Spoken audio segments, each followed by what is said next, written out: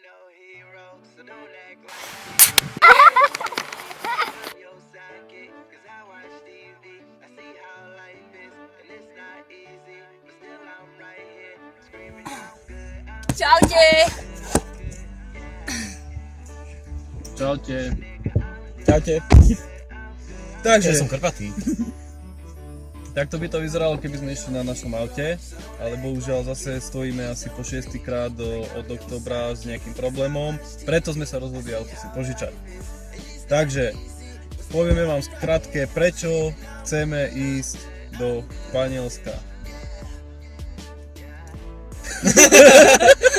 Preto to. V prvom rade preto, lebo chceme všetkým takým podobným ľuďom, ako sme my, ukázať, že sa to dá spraviť, keď vlastne chcete ísť, chcete zobrať auto, vyraziť, nepozerať sa na to, koľko máte peňazí, vedieť, že potrebujete natankovať, že auto ide na diesel alebo na benzín. Potom stačí, že viete sa dorozumieť rukami, nohami a môžete vyraziť.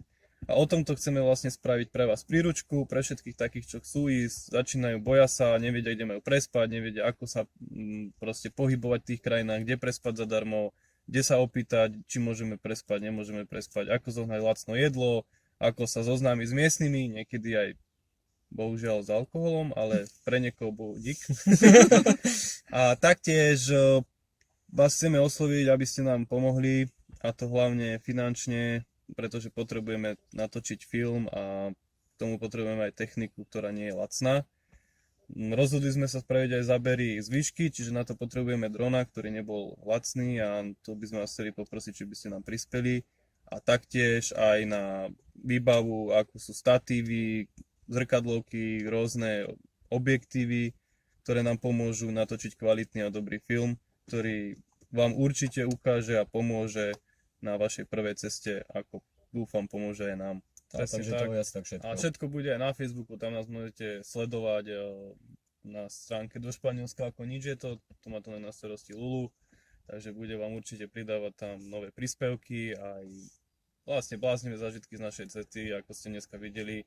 My máme stále nejaké bláznivé skúsenosti, či už s autami alebo so sičím. No. Hlavne keď máme vedľa seba Pika, lebo ten ako priťahuje pekné baby, tak aj problémy, takže máme sa na čo tešiť a vy sami. Môžete si zapnúť dobrý a kvalitný film, ak nám to vidia, ak nás podporíte. Budete sa určite aj smiať, aj sa niečo naučíte. A možno spoznáte španielskú nemocnicu. Vlastne ukážeme aj všetkým, ktorí nechcú ísť do nemocnice, ale bohužiaľ sa tam ukážu, čo treba robiť, ako sa dorozumieť s doktormi, a Pik vám určite aj odporúči nejakú dobrú sestričku. Čaute.